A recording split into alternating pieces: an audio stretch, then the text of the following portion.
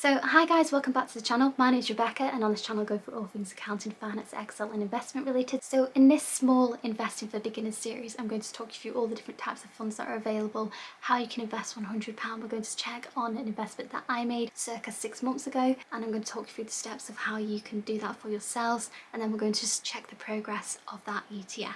So I'd be really grateful if you could watch until the end of the video. Consider subscribing as it really does help the channel grow, and otherwise let's get straight into the video. Okay, so the first thing that I'm going to do here is I'm going to type in Vanguard into Google.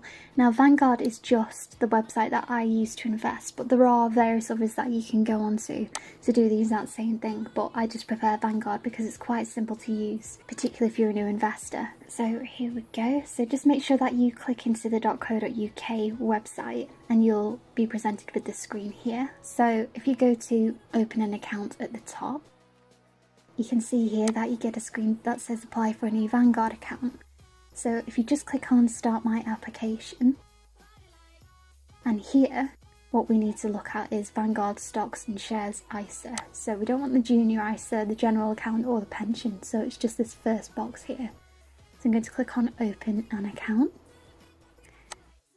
So it's very important that you read this information, and it does say important information at the top. So you will be charged an annual account fee for using this platform, and each fund you invest in will have an annual ongoing charge, what they call an OCF. Some funds will also have an entry charge. Your eligibility to invest into an ISA depends on your personal circumstances, and all tax rules may change in the future. You may only open one stocks and shares ISA in each tax year.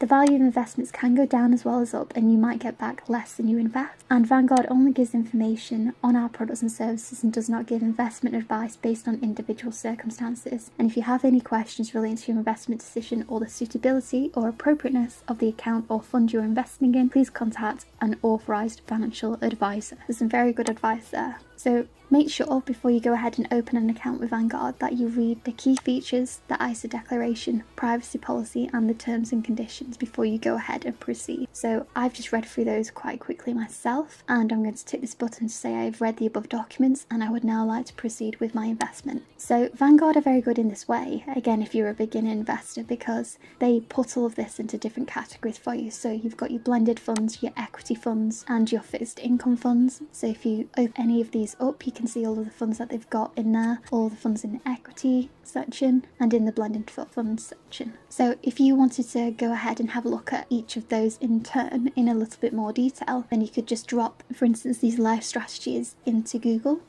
and you can see a little bit more information about the NAV price, asset allocation, ongoing charges, risk, etc., as well as past performance, portfolio data, so which specific items are included within that fund. And here you can see that again, an accumulation fund differs to an income fund in that they reinvest its dividends. So a dividend is where a company gives you a little bit of their profits in the year, so they might say again 5% that they give away to all of the shareholders, but if it's an accumulation fund they then reinvest that dividend into the company. They don't distribute that, so you don't get a dividend from an accumulation fund. So here you can see that we have life strategy 20%, 40%, 60%, 80% and 100%, and what that actually means is that if this was an 80% equity fund, then it provides 80% exposure to global equities and 20% exposure to bonds. So if you are close to retirement, then I would have a look at the life strategy 20% because it is less risk than say 80 to 100%. But if you're in your early 20s and you don't really have a whole lot of responsibilities, etc., you can afford a little bit more risk. So I'd be looking at the 80 to 100, but again, do your own research and make sure that you found the fund that you want to invest in and that you're happy to take the risk involved here before you go ahead and invest. So I'm going to go ahead and invest in the Life Strategy 100% equity fund in this video, and I'm going to pop £100 as a regular monthly payment into this fund, as you can see here. And I'm just going to go ahead and check the key investor information here to have a look what sort of charges I will be incurring. So I'm happy with the charges there. And next I'm going to fill in this personal details information page all about let's sell. And once you've done that, you need to create a memorable word. And then once we've opened an account, we can click through overview, investments, payments, transactions, secure messages, etc. So we can see what investments we have, which again is very easy with the Vanguard website.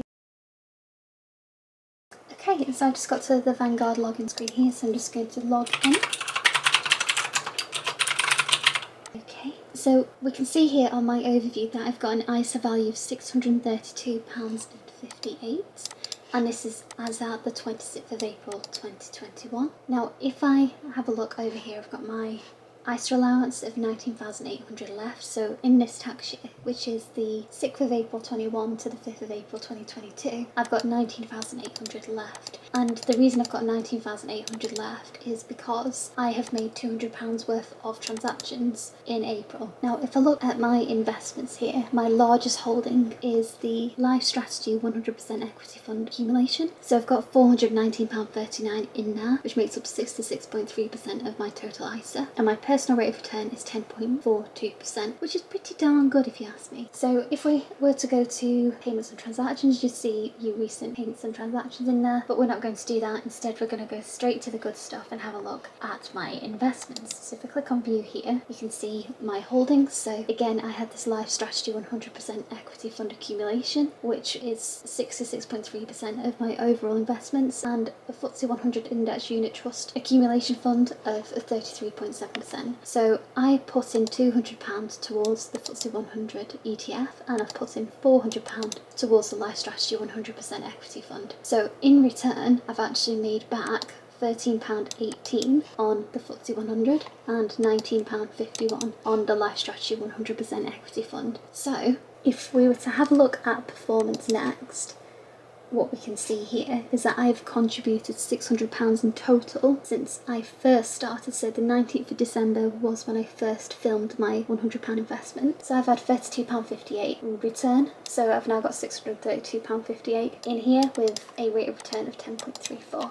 And if we have a look at this little slider down here, it's quite cute. So you can see there on the 21st is the first time that my investment went through of December. And every time I put money in here, it's slowly going up, which is a good thing. It did dip slightly there on the 26th of February, but again, it's just continuously going up. You can see here. Now, with each of these investments that I made, they do take a small fee, and I'll show you that in a second, so you can see that. I think it's actually on this calculation page, so let's just take a look. Yeah, there we go. So you can see that I've actually gained £32.67, but my total charges, so my fee every time that I've purchased one of these funds, is added up to 9p in total, which I don't think is too bad. So if we go to my mum here, you can see all of these transactions. So there we go, got £100 and we made a gain of 69p. And then in January invested another 100, February another 100, March 200, April 100. So you can see slowly here that the fund is going up in value. But again, you can actually see that there is market gains and losses. So there we actually lost £3.28 in January and we lost £1.53 in February.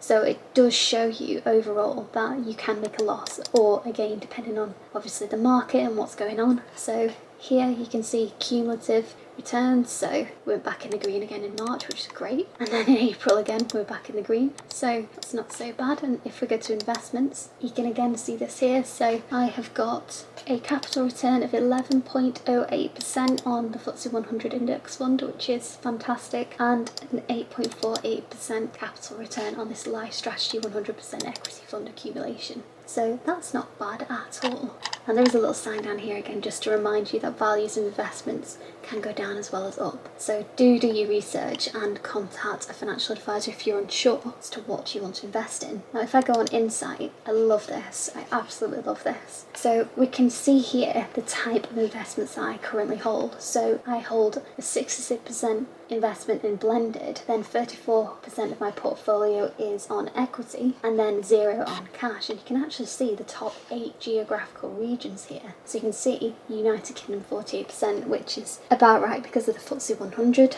index fund that I have investments in, and then North America is 31%. And if we look down here, it shows you here where those investments are located. So this might be a little bit confusing to you, but basically if we go back a step, just 2 holdings. Yeah, you can see here. So this there is the top 100 companies listed in the UK. But this one here actually is a fund within a fund. So there's lots and lots and lots of funds within that fund. So they're all over the globe basically. So that's why you've got Vanguard US Equity, Vanguard FTSE, Vanguard FTSE Development World X UK Equity Fund Index, S&P 500, Emerging Market Stock, etc, etc. Japan Stock, Royal Dutch Shell, Unilever, and sector allocation, so financial, consumer, IT, industrial, healthcare. So you can see here that actually with the funds that I currently hold, I have a really diversified portfolio. So I'm not just investing in one specific sector, like I said before. So I'm not just focusing on financials, I'm not just focusing on information technology. I have a huge spread of my investment across various different sectors and various different markets, so such as the Japan Stock Index Fund, emerging markets, I've got funds in the US, etc. And if I actually go back a step again, and I go onto here, and I just have a look at that in another tab, you can see on the graph here how this particular fund is performing over time. You can see there has been a slight dip here, but everything else has been going up, which is great. That's what we want to see. Now, if I go to home on here, so if we go to what we offer on the top page and go to life strategy funds, it should tell you a little bit about what a life strategy fund is.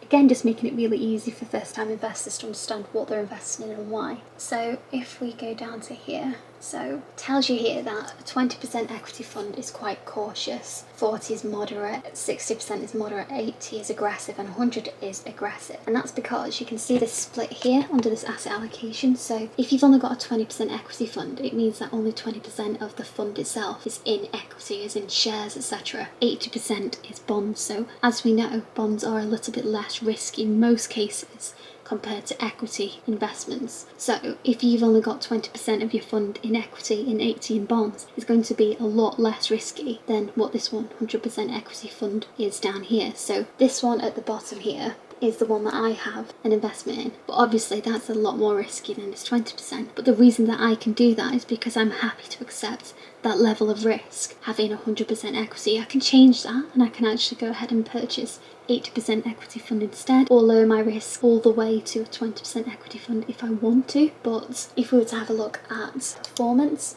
you can see here that we've got 15.54 in this financial year. And if we have a look at this one here, that's only 7.73. And that's because the amount of return on your investment is going to be a lot lower with the likes of the 20% equity fund, because again, there's less risk involved.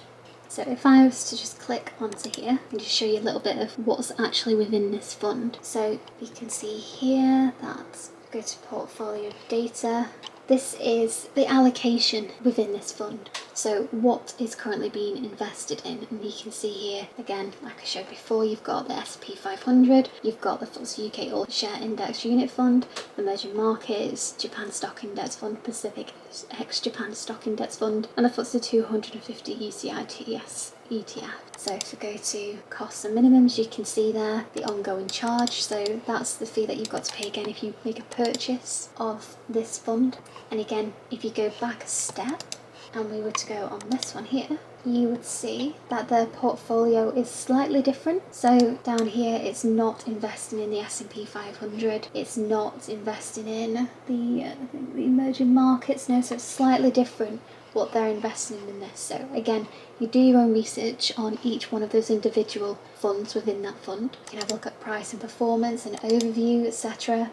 You can see the risk factor, so you can see again there that was a 3 and the other one was a 5. So again, it's completely up to you on how you invest, etc. But I hope this gave you a little bit more information behind how you can invest your first £100 and helps you to navigate the Vanguard website a little bit better. So thank you so much for watching. Do consider subscribing as always, as it really does help the channel grow. And otherwise, I shall see you on the next video.